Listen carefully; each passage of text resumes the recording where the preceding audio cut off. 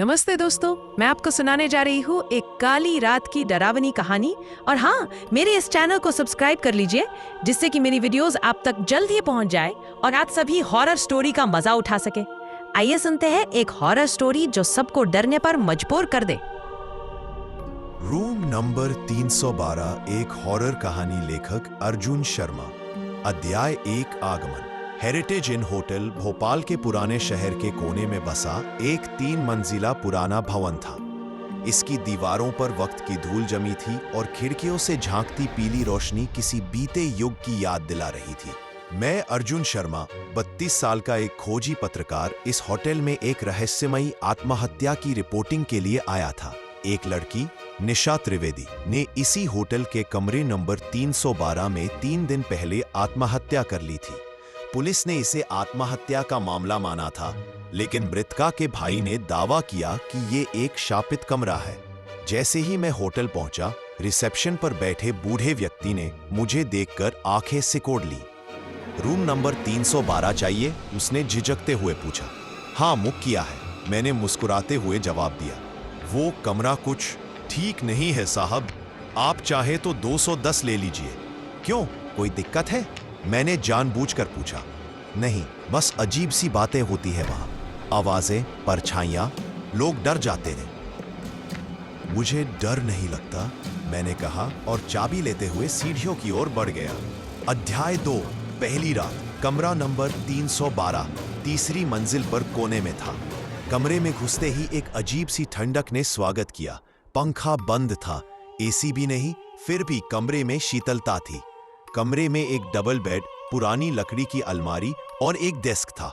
खिड़की से बाहर पुराने कब्रिस्तान का दृश्य दिखाई देता था, जो होटल की सीमा के ठीक बाहर था। रात करीब 1 बजे मैं अपने लैपटॉप पर नोट्स टाइप कर रहा था जब अचानक खिड़की अपने आप खुल गई। तेज हवा का झोंका अंदर आया और रूम की बत्ती झिलमिलाने लगी। खिड़की बंद करने गया तो देखा कि बाहर कोई खड़ा है। एक सफेद साड़ी में लड़की, बाल खुले हुए, चेहरा झुका हुआ। मैं पल भर को ठिठक गया। जैसे ही मैं ज्यादा ध्यान से देखने लगा, वह अचानक गायब हो गई। मैंने खुद को समझाया, अर्जुन, तू थका हुआ है, दिमाग खेल कर रहा है।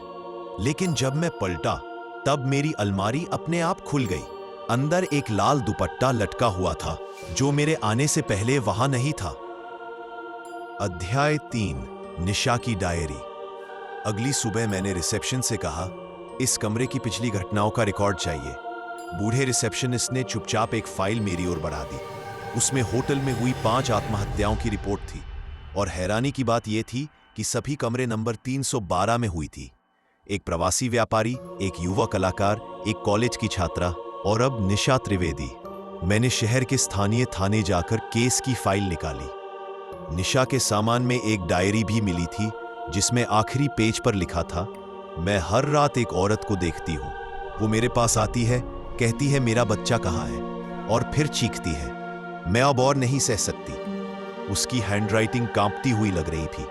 मैंने वो डायरी पढ़कर महसूस किया कि शायद ये कोई मानसिक भ्रम नहीं, कुछ ज्यादा गहरा है। अध्याय 4, तीसरी रात। भय का चरम। तीसरी रात को मैंने कैमरा ऑन करके कमरे के कोनों में रिकॉर्डिंग चालू की। करीब 2-3 AM पर बत्ती एकदम गुल हो गई।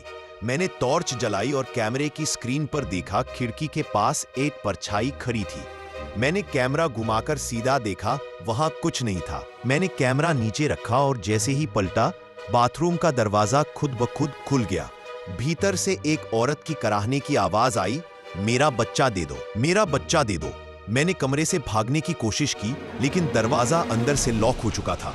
तभी एक बर्फीला स्पर्श मेरी गर्दन पर महसूस हुआ। मैंने घबराकर पीछे देखा, वहां वही औरत थी, बाल उलझे, चेहरा जला हुआ, आंखें लाल, और उसने धीमे से कहा, तू भी मुझसे मेरा बच्चा छीनने आया है? उसकी चीख इतनी तीव्र थी कि मैं बेहोश हो गया।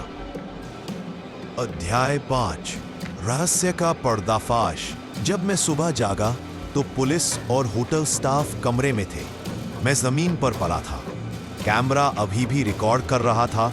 रिकॉर्डिंग देखने पर सबके रोंगटे खड़े हो गए। उस वीडियो में साफ दिखा कि कोई अदृश्य ताकत कमरे में मौजूद थी। वह औरत, वह कोई भूत नहीं, कोई आत्मा नहीं, वह सायरा थी, जो 1984 में इसी होटल में एक स्टाफ मेंबर थी। सायरा की डिलीवरी इसी कमरे में हुई थी। अस्पताल दूर था और समय पर मदद न मिलने से उसका बच्चा मर गया। वो सदमे में थी और एक रात उसने इसी कमरे में फांसी लगा ली। तब से हर कुछ साल में वह किसी अकेले यात्री पर मां होने का भ्रम डालती, उसे डराती और अंत में मार देती। मैं पहली बार बच गया था, शायद इसलिए क्योंकि मैंने उसे मां कह दिया था जब वो चीख रही थी। मैंने होटल मालिक से कहा, इस कमरे को बंद कर दो, ये अब किसी के रहने लायक नहीं। होटल हेरिटेज इन आज भी चालू है, पर रूम नंबर 312 हमेशा के लिए बंद कर दिया गया है। कोई आता है तो सिर्फ नीचे दीवार पर लिखा एक वाक्य पढ़ता है, मां, मैं अब भी तुम्हें खोज रही हूं।